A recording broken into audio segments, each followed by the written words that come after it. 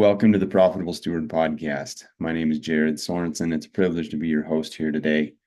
We've got a special episode here today. It is the week of Thanksgiving here in the United States, and we do not have our regularly scheduled webinar with a guest speaker. But I wanted to invite somebody who's going to speak to us posthumously, and that guest speaker is Earl Nightingale. I'm sure many of you have heard of him. He's somebody who's had an impact on my life and on the impact has impacted many lives.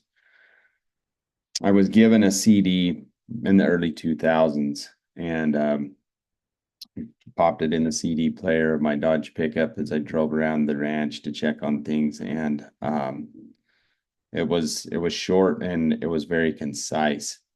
And I listened to it once, and then I thought, I want to listen to that again. And I think that first day I listened to it 2 or 3 times as I was driving around, and then kept it in my truck. And it was kind of my go-to to be able to receive inspiration, motivation. And now, almost 20 years later, it still is a classic. And this CD that was given to me is what I'm going to share here today. By Earl Nightingale, and it's called The Strangest Secret. Sure many of you have heard this, and if not, great. And if you have, what a wonderful opportunity to be able to listen to it again, because like classics are, you can continue to learn from it every time you listen to it, every time you read it. It is in printed form. I'm going to be sharing from a YouTube video from the Nightingale Conant website. And so Earl Nightingale, a little bit of bio around who he was, lived from 1921 to 1989. And The Strangest Secret was written, I think, somewhere around 1956, 1957. It was a radio broadcast, and he put it out there to the world. And it was to my recollection, it was the first one that sold gold, like over 1 million copies of it. And it definitely impacted the lives of many people. So I wanted to share this with you, hoping that it can also have an impact on you and your families. And I encourage you, as you listen to this, that you take out your journal and you take notes, and specifically take notes on the things that speak to you, where maybe you are falling short, or ways that you can improve. So study this. You can also get the written form of this. And we're going to dive right in here. So again, this is from the YouTube or the Nightingale Conant, which is the way that this company is able to share Earl Nightingale's and many other thought leaders throughout history, share their knowledge and information. This is not in the public domain, and so in all transparency, this is being shared from YouTube and being recorded, and you can go to YouTube to be able to find the original audio for this. So here we go. I'd like to tell you about the strangest secret in the world. Not long ago, Albert Schweitzer, the great doctor and Nobel Prize winner, was being interviewed in London, and a reporter asked him, "Doctor, what's wrong with men today?" The great doctor was silent a moment, and then he said, "Men simply don't think." And it's about this that I want to talk with you. We live today in a golden age. This is an era that man has looked forward, dreamed of, and worked toward for thousands of years. But since it's here, we pretty well take it for granted. We in America are particularly fortunate to live in the richest land that ever existed on the face of the earth, a land of abundant opportunity for everyone. But do you know what happens? Let's take 100 men who start even at the age of 25. Do you have any idea what will happen to those men by the time they're 65? These 100 men who all start even at the age of 25 believe they're going to be successful. If you asked any one of these men if he wanted to be a success, he'd tell you that he did. And you'd notice that he was eager toward life, that there was a certain sparkle to his eye, an erectness to his carriage, and life seemed like a pretty interesting adventure to him. But by the time they're 65, 1 will be rich, 4 will be financially independent, 5 will still be working, 54 will be broke. Now think a moment. Out of the 100, only 5 make the grade. Why do so many fail? What has happened to the sparkle that was there when they were 25? What's become of the dreams, the hopes, the plans? And why is there such a large disparity between what these men intended to do and what they actually accomplished? When we say about 5% achieve success, we have to define success. And here's the definition. Success is the progressive realization of a worthy ideal. If a man is working toward a predetermined goal and knows where he's going, that man is a success. If he's not doing that, he's a failure. Success is the progressive realization of a worthy ideal. Rollo May, the distinguished psychiatrist, wrote a wonderful book called Man's Search for Himself. And in this book, he says, the opposite of courage in our society is not cowardice, it is conformity. And there you have the trouble today. It's conformity. People acting like everyone else, without knowing why, without knowing where they're going. Now think of it. In America right now, there are over 14 million people 65 years of age and over, and about 13 million of these 14 million are broke. They're dependent on someone else for life's necessities. Now, we learn to read by the time we're 7. We learn to make a living by the time we're 25. Usually, by that time, we're not only making a living, we're supporting a family. And yet, by the time we're 65, we haven't learned how to become financially independent in the richest land that has ever been known. Why? We conform. And the trouble is that we're acting like the wrong percentage group, the 95% who don't succeed. Now, why do these people conform? Well, they don't know, really. These people believe that their lives are shaped by circumstances, by things that happen to them, by exterior forces. They're outer-directed people. A survey was made one time that covered a lot of men, working men, and these men were asked this question. Why do you work? Why do you get up in the morning? 19 out of 20 had no idea. If you ask them, they'll say, everyone goes to work in the morning. And that's the reason they do it, because everyone else is doing it. Now let's get back to our definition of success. Who succeeds? The only man who succeeds is the man who is progressively realizing a worthy ideal. He's the man who says, I'm going to become this, and then begins to work toward that goal. I'll tell you who the successful people are. A success is the school teacher who's teaching school because that's what she wanted to do. The success is the woman who's a wife and mother because she wanted to become a wife and mother and is doing a good job of it. The success is the man who runs the corner gas station because that's what he wanted to do. The success is the successful salesman who wants to become a top-notch salesman and grow and build with his organization. A success is anyone who is doing deliberately a predetermined job because that's what he decided to do deliberately. But only 1 out of 20 does that. That's why today there isn't really any competition unless we make it for ourselves. Instead of competing, all we have to do is create. Now, for 20 years, I looked for the key which would determine what would happen to a human being. Was there a key I wanted to know which would make the future a promise that we could foretell to a large extent? Was there a key that would guarantee a person's becoming successful if he only knew about it and knew how to use it? Well, there is such a key, and I've found it. Have you ever wondered why so many men work so hard and honestly without ever achieving anything in particular, and others don't seem to work hard and yet seem to get everything? They have the magic touch. You've heard them say that about someone. Everything he touches turns to gold. And have you ever noticed that a man who becomes successful tends to continue to become successful? And on the other hand, have you noticed how a man who is a failure tends to continue to fail? It's because of goals. Some of us have them, some don't. People with goals succeed because they know where they're going. Now think of a ship leaving a harbor, and think of it with the complete voyage mapped out and planned. The captain and crew know exactly where it's going and how long it will take. It has a definite goal. 9,999 times out of 10,000, it will get to where it started out to get. Now let's take another ship, just like the first, only let's not put a crew on it, or a captain at the helm. Let's give it no aiming point, no goal, no destination. We just start the engines and let it go. I think you'll agree with me that if it gets out of the harbor at all, it will either sink or wind up on some deserted beach a derelict. It can't go any place because it has no destination and no guidance. It's the same with a human being. Take the salesman, for example. There is no other person in the world today with the future of a good salesman. Selling is the world's highest paid profession, if we're good at it and if we know where we're going.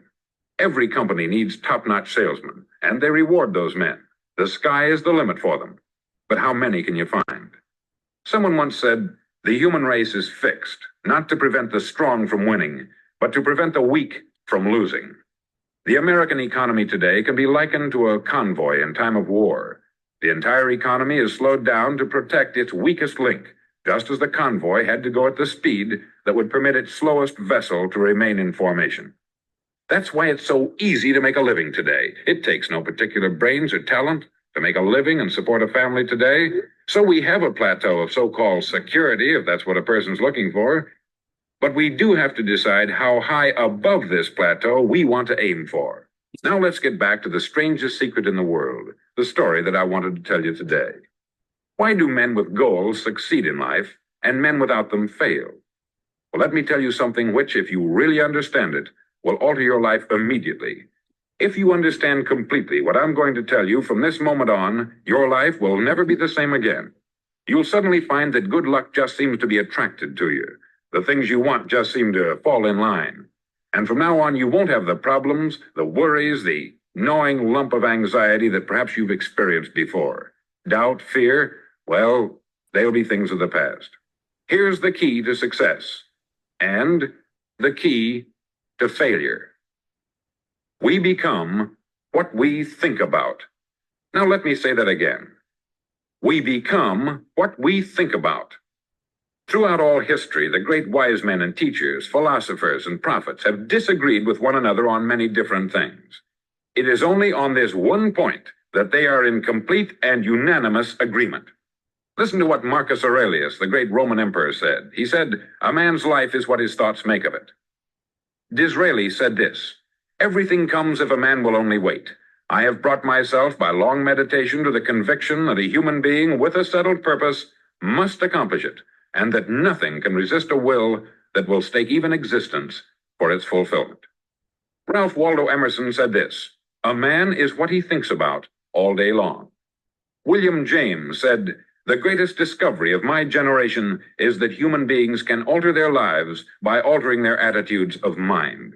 And he also said, "We need only in cold blood act as if the thing in question were real, and it will become infallibly real by growing into such a connection with our life that it will become real. It will become so knit with habit and emotion that our interest in it will be those which characterize belief." He also said this, "If you only care enough for a result, you will almost certainly attain it. If you wish to be rich, you will be rich. If you wish to be learned, you will be learned. If you wish to be good, you will be good. Only you must then really wish these things, and wish them exclusively, and not wish at the same time 100 other incompatible things just as strongly." In the Bible you read, in Mark 9:23, "If thou canst believe, all things are possible to him that believeth." Dr. Norman Vincent Peale said this, "This is one of the greatest laws in the universe. Fervently do I wish I had discovered it as a very young man. It dawned upon me much later in life, and I've found it to be one of the greatest, if not my greatest discovery outside of my relationship to God. And the great law, briefly and simply stated, is that if you think in negative terms, you'll get negative results. If you think in positive terms, you will achieve positive results.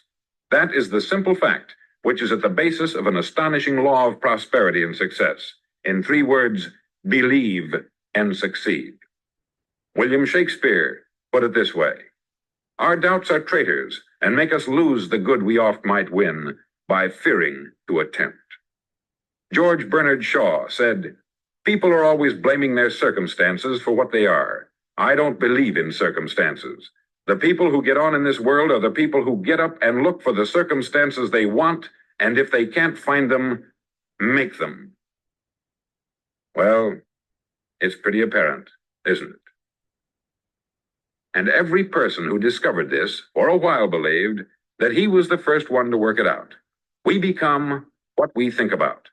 Now, it stands to reason that a person who's thinking about a concrete and worthwhile goal is going to reach it, because that's what he's thinking about. And we become what we think about. Conversely, the man who has no goal, who doesn't know where he's going, and whose thoughts must therefore be thoughts of confusion and anxiety and fear and worry, becomes what he thinks about. His life becomes one of frustration, fear, anxiety, and worry. And if he thinks about nothing, he becomes nothing. Now, how does it work? Why do we become what we think about? Well, I'll tell you how it works as far as we know. Now, to do this, I want to tell you about a situation that parallels the human mind. Suppose a farmer has some land, and it's good, fertile land. Now, the land gives the farmer a choice. He may plant in that land whatever he chooses. The land doesn't care. It's up to the farmer to make the decision. Now, remember, we're comparing the human mind with the land, because the mind, like the land, doesn't care what you plant in it. It will return what you plant, but it doesn't care what you plant. Now, let's say that the farmer has two seeds in his hand. One is a seed of corn, the other is nightshade, a deadly poison. He digs two little holes in the earth and he plants both seeds, one corn, the other nightshade. He covers up the holes, waters, and takes care of the land, and what will happen? Invariably, the land will return what is planted. As it's written in the Bible, as ye sow, so shall ye reap. Remember, the land doesn't care. It will return poison in just as wonderful abundance as it will corn. So up come the two plants, one corn, one poison. Now, the human mind is far more fertile, far more incredible and mysterious than the land, but it works the same way. It doesn't care what we plant. Success, failure. A concrete worthwhile goal, or confusion, misunderstanding, fear, anxiety, and so on. But what we plant, it will return to us. You see, the human mind is the last great unexplored continent on the earth. It contains riches beyond our wildest dreams. It will return anything we want to plant. Now, you might say, well, if that's true, why don't people use their minds more? Well, I think they've figured out an answer to that, too. Our mind comes as standard equipment at birth. It's free. And things that are given to us for nothing, we place little value on. Things that we pay money for, we value. The paradox is that exactly the reverse is true. Everything that's really worthwhile in life came to us free. Our mind, our soul, our body, our hopes, our dreams, our ambitions, our intelligence, our love of family and children and friends. All these priceless possessions are free, but the things that cost us money are actually very cheap and can be replaced at any time. A good man can be completely wiped out and make another fortune. He can do that several times. Even if our home burns down, we can rebuild it, but the things we got for nothing, we can never replace. The human mind isn't used merely because we take it for granted. Familiarity breeds contempt. It can do any kind of job we assign to it, but generally speaking, we use it for little jobs instead of big important ones.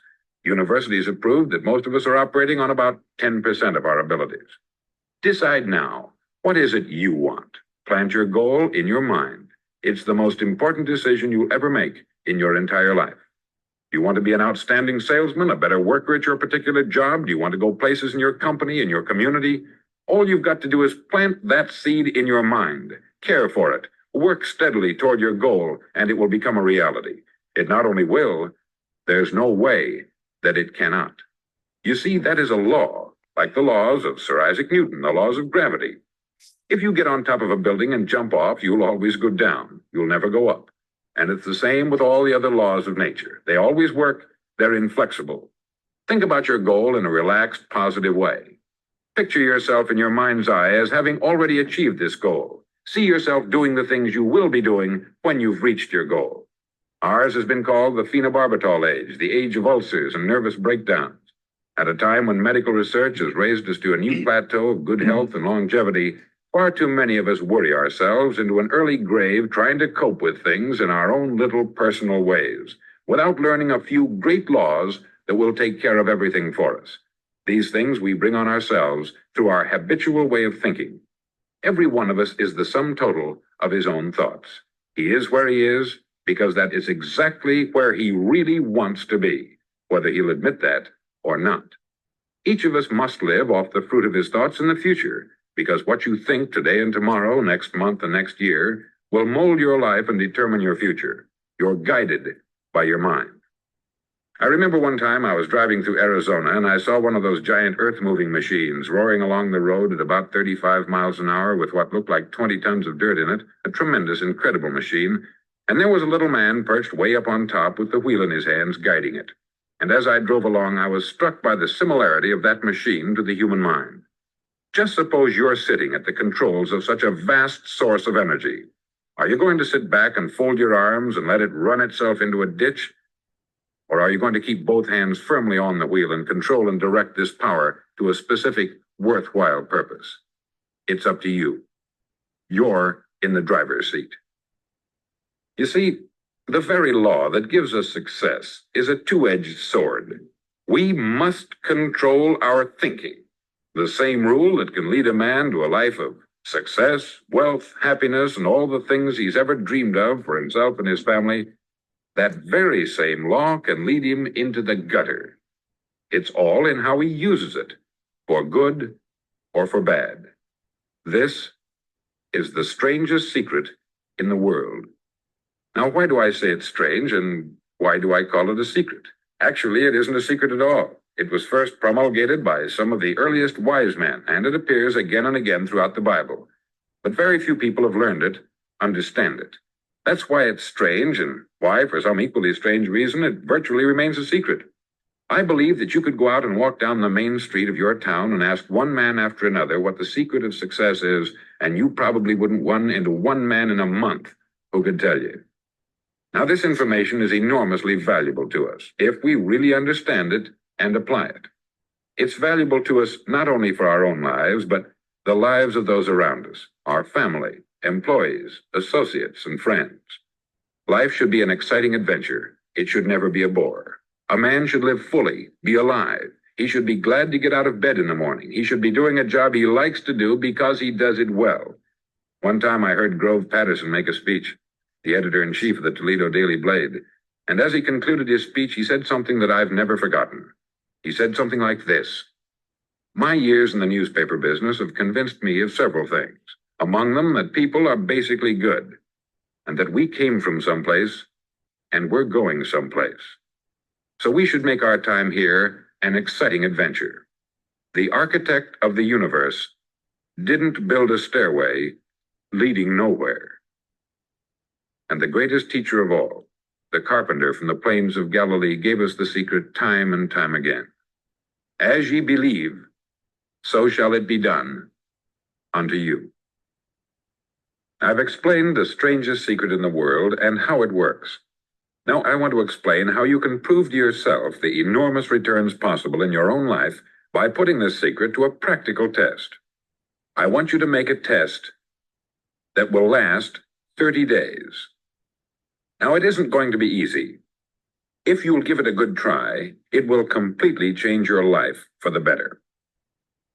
Back in the 17th century, Sir Isaac Newton, the English mathematician and natural philosopher, gave us some natural laws of physics which apply as much to human beings as they do to the movement of bodies in the universe. Now, one of these laws is that for every action, there is an equal and opposite reaction. Simply stated, as it applies to you and me, it means we can achieve nothing without paying the price. The results of your 30-day experiment will be in direct proportion to the effort you put forth. To be a doctor, you must pay the price of long years of difficult study. To be successful in selling, and remember that each of us succeeds to the extent of his ability to sell, selling our families on our ideas, selling education in schools, selling our children on the advantages of living the good and honest life, selling our associates and employees on the importance of being exceptional people, to, of course, the profession of selling itself. But to be successful in selling our way to the good life, we must be willing to pay the price. Now, what is that price? Well, it's many things. First, it's understanding emotionally, as well as intellectually, that we literally become what we think about, that we must control our thoughts if we're to control our lives. It's understanding fully that, as ye sow, so shall ye reap. Secondly, it's cutting away all the fetters from the mind and permitting it to soar as it was divinely designed to do. It's the realization that your limitations are self-imposed and that the opportunities for you today are enormous beyond belief. It's rising above narrow-minded pettiness and prejudice. Thirdly, to use all your courage to force yourself to think positively on your own problem, to set a definite and clearly defined goal for yourself, to let your marvelous mind think about your goal from all possible angles, to let your imagination speculate freely upon many different possible solutions, to refuse to believe there are any circumstances sufficiently strong to defeat you in the accomplishment of your purpose, to act promptly and decisively when your course is clear, and to keep constantly aware of the fact that you are, at this moment, standing in the middle of your own acre of diamonds, as Russell Conwell used to point out. Fourth, save at least 10% of what you earn. It's also remembering that no matter what your present job, it has enormous possibilities if you're willing to pay the price. Now let's just go over the important points in the price each of us must pay to achieve the wonderful life that can be ours. It is, of course, worth any price. 1, you will become what you think about. 2, remember the word imagination. Let your mind soar. 3, courage. Concentrate on your goal every day. 4, save 10% of what you earn. And action. Ideas are worthless unless we act on them. Now I'll try to outline the 30-day test I want you to make. Now keep in mind that you have nothing to lose by making this test, and everything you could possibly want to gain. There are 2 things that may be said of everyone. Each of us wants something, and each of us is afraid of something. I want you to write on a card what it is you want more than anything else. It may be more money. Perhaps you'd like to double your income or make a specific amount of money. It may be a beautiful home. It may be success at your job. It may be a particular position in life. It could be a more harmonious family. Each of us wants something. Write down on your card specifically what it is that you want. Make sure it's a single goal and clearly defined. You needn't show it to anyone, but carry it with you so that you can look at it several times a day. Think about it in a cheerful, relaxed, positive way each morning when you get up, and immediately you have something to work for, something to get out of bed for, something to live for. Look at it every chance you get during the day and just before going to bed at night. As you look at it, remember that you must become what you think about, and since you're thinking about your goal, you realize that soon it will be yours. In fact, it's yours really the moment you write it down and begin to think about it. Look at the abundance all around you as you go about your daily business. You have as much right to this abundance as any other living creature. It's yours for the asking. Now we come to the difficult part. Difficult because it means the formation of what is probably a brand new habit, and new habits are not easily formed. Once formed, however, it'll follow you for the rest of your life. Stop thinking about what it is you fear. Each time a fearful or negative thought comes into your consciousness, replace it with a mental picture of your positive and worthwhile goal. There will come times when you will feel like giving up. It's easier for a human being to think negatively than positively. That's why only 5% is successful. You must begin now to place yourself in that group. For 30 days, you must take control of your mind. It will think only about what you permit it to think. Each day for this 30-day test, do more than you have to do. In addition to maintaining a cheerful, positive outlook, give of yourself more than you've ever done before. Do this knowing that your returns in life must be in direct proportion to what you give. The moment you decide on a goal to work toward, you're immediately a successful person. You're then in that rare and successful category of people who know where they're going. Out of every 100 people, you belong to the top 5. Don't concern yourself too much with how you're going to achieve your goal. Leave that completely to a power greater than yourself. All you have to do is know where you're going. The answers will come to you of their own accord. Remember these words from the Sermon on the Mount, and remember them well. Keep them constantly before you this month of your test. Ask, and it shall be given you. Seek, and ye shall find. Knock, and it shall be opened unto you. For every one that asketh receiveth, and he that seeketh findeth, and to him that knocketh it shall be opened.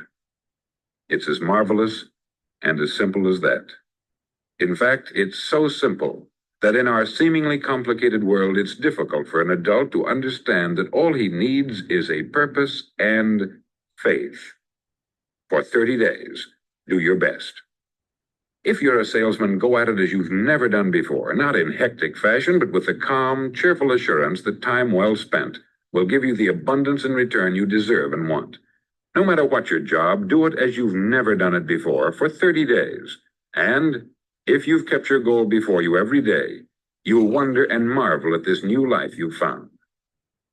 Dorothea Brand, outstanding editor and writer, discovered it for herself and tells about it in her fine book, Wake Up and Live.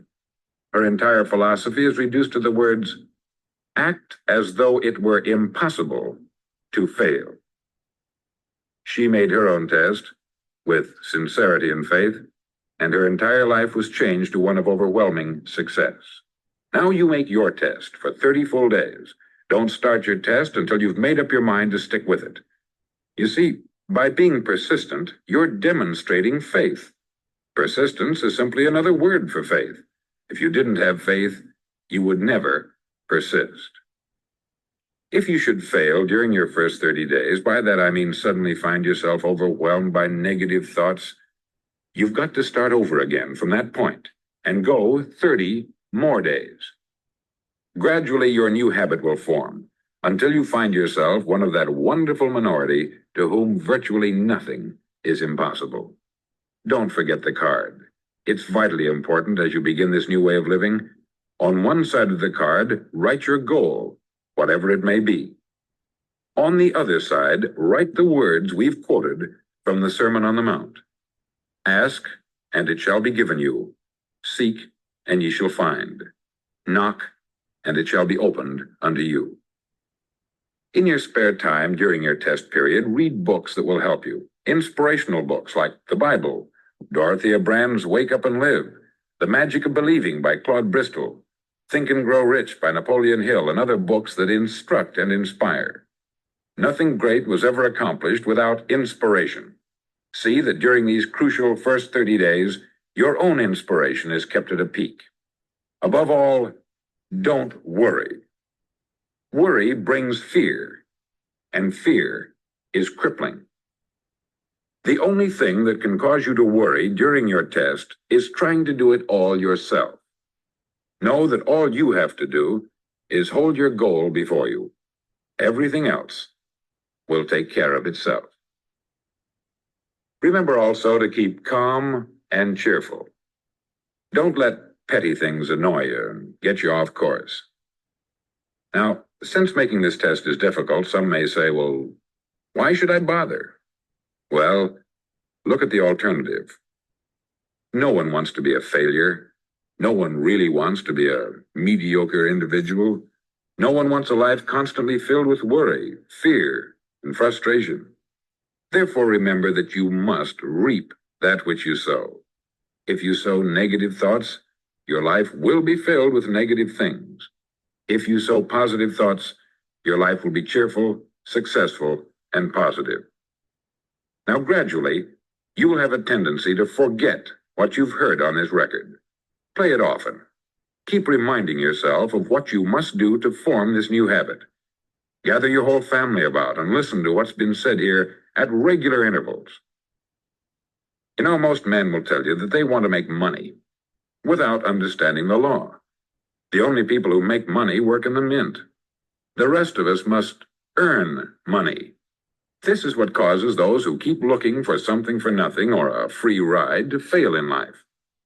The only way to earn money is by providing people with services or products which are needed and useful. We exchange our product or service for the other man's money. Therefore, the law is that our financial return will be in direct proportion to our service. Success is not the result of making money. Making money is the result of success. And success is in direct proportion to our service. Most people have this law backwards. They believe that you're successful if you earn a lot of money. The truth is that you can only earn money after you're successful. It's like the story of the man who sat in front of the stove and said to it, "Give me heat, and then I'll add the wood." How many men and women do you know Or do you suppose there are today who take the same attitude toward life? There are millions. We've got to put the fuel in before we can expect heat. Likewise, we've got to be of service first before we can expect money. Don't concern yourself with the money. Be of service. Build, work, dream, create. Do this, and you'll find there's no limit to the prosperity and abundance that will come to you. Prosperity is founded upon a law of mutual exchange.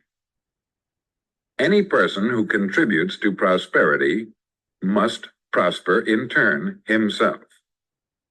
Sometimes the return will not come from those you serve, but it must come to you from someplace, for that is the law. For every action, there is an equal and opposite reaction. As you go daily through your 30-day test period, remember that your success will always be measured by the quality and quantity of service you render, and money is a yardstick for measuring this service. No man can get rich himself unless he enriches others. There are no exceptions to a law. You can drive down any street in America and from your car estimate the service that's being rendered by the people living on that street. Had you ever thought of this yardstick before? It's interesting. Some, like ministers and priests and other devoted people, measure their returns in the realm of the spiritual, but again, their returns are equal to their service. Once this law is fully understood, any thinking person can tell his own fortune.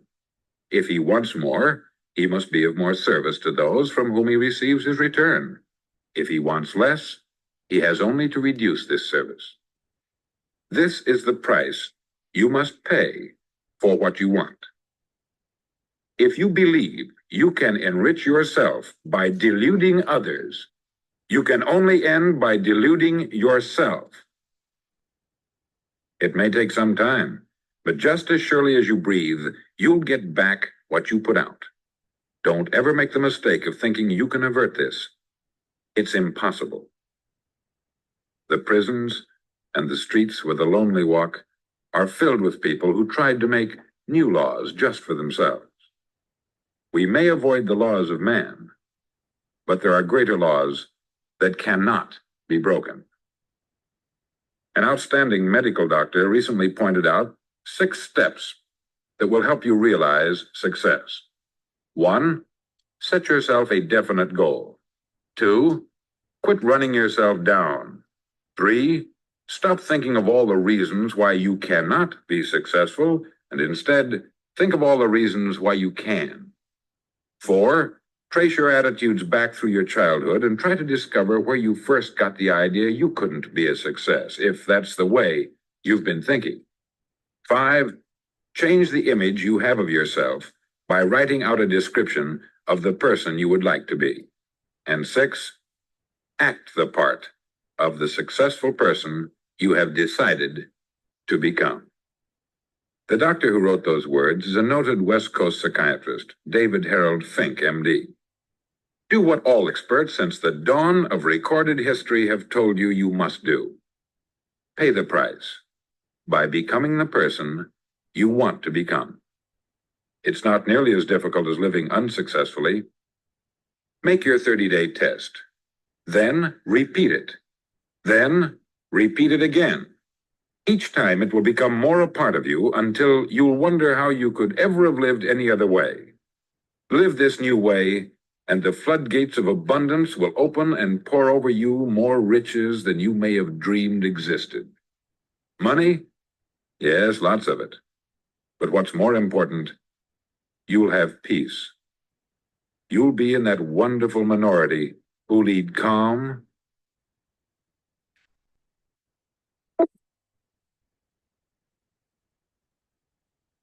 All righty. Welcome. I'm very excited. I think we cut off just a couple seconds early there. All right. But hey, how was that for some motivation, some inspiration? Earl Nightingale, what an amazing man. Grateful for the life that he lived. And okay, so who's up for that challenge? So 30 days, you're probably going to be listening to this right after Thanksgiving here in the United States and going into the month of December. So what if you set December 1st as to start that 30-day challenge? What a way to be able to finish out 2024 and set yourself up for success for 2025. I'm up for it. I'm going to do it. Who's with me? Who's willing to do that? Remember what the challenge is. Write down what it is that you want. Not a bunch of things. I would say no more than 3 things that you specifically want and you desire. Write them down, put them on your journal page, and then carry that with you so that you can refer to it. Put it as a lock screen on your phone. I like having something tangible. You can take a copy of it and keep it, on your phone. But specifically, first thing in the morning when you wake up, read that last thing that you do before you go to bed. Read that and look at it, and your subconscious will have all night to be able to work on it. Can if I just share a couple of secrets that I have about the strangest secret? The purpose of goals, it's to accomplish things. But I think there's also a secret that if you dig a little bit deeper, you'll find out that when you set a goal, it brings the impurities that you have to the surface, the negative thoughts, sometimes the negative emotions, sometimes the relationships that you need to bring into alignment to be able to accomplish that goal. And so while getting the goal is a great thing, the means to that end is just as important as the end. Because who we become in the process of getting the goal, that's where true success lies. Certainly it can be a financial goal, it can be a relationship goal, it can be a goal about your stewardships on your farm or ranch, whatever it is, and goals and what we set are important, but the process of getting the goal, I would say, is more important, and who we become in that process. So that's my challenge to you. It was a privilege, honor to be able to share this recording. Certainly you can go back and listen to this one, or go and find it. It's on different places on the internet where you can download it for free, or look on Audible. It's available there also. And so that was about 35 minutes long. If you listen to it on time and a half speed, which I usually do, it'll play in somewhere around 20 minutes. So what if you did that, at least once a week during this 30-day challenge? You listen to that and be reminded. And I've taken 2 pages of notes here. So just share a couple of things that stood out to me that might help you. Only 5% of people actually succeed. The rest of them drift through life, not really knowing that there is a purpose in life other than, hey, I need to get a job, make a living, have fun. What sets the people apart, those 5% from the other 95%, and specifically, that top 1 or 2%, it is that they have goals and they realize that they become what they think about most of the time. They manage the tool that they have of their mind and channel it to accomplish what it is that they truly desire. They don't just let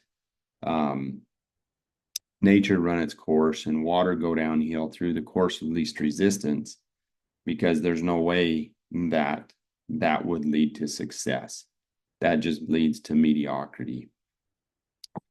There is no competition because we are creators, and I believe we're co-creators with the creator.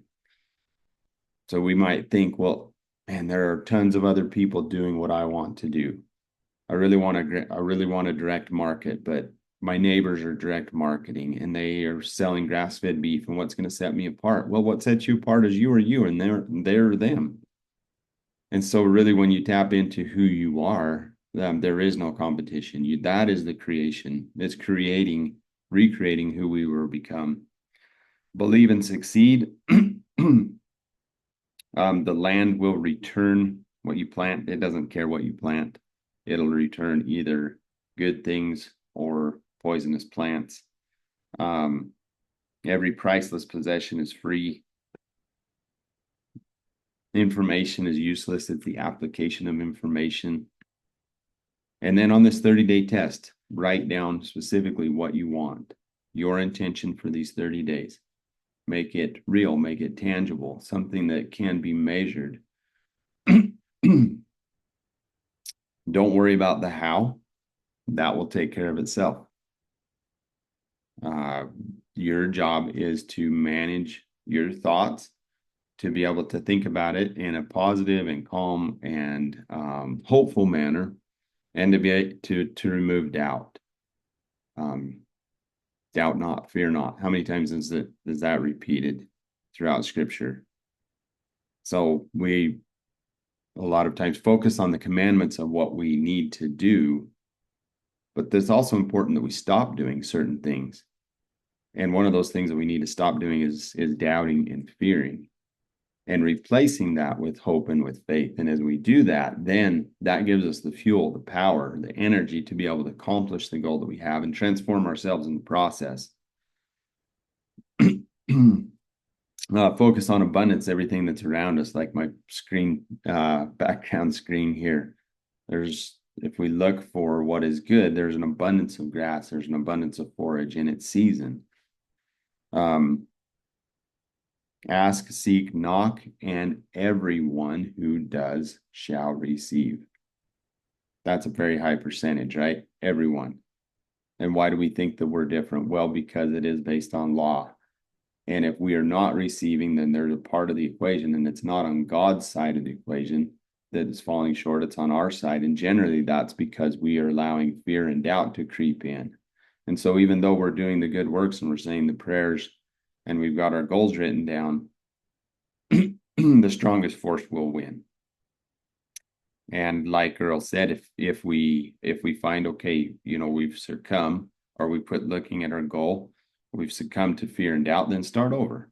It's not a failure. It's an opportunity to restart and capture what you've learned in the process. And if you do that, then it's absolutely not a failure. Act as though it's impossible to fail. Fill your mind with inspiration. Another challenge that I would give you is, rather than utilizing time to scroll and waste time, use that time to build your mind, to focus on things that are inspiring. Listen to inspirational podcasts or scripture, or in your downtime, rather than just defaulting to I'm just going to go scroll, which may be only 5 minutes a day.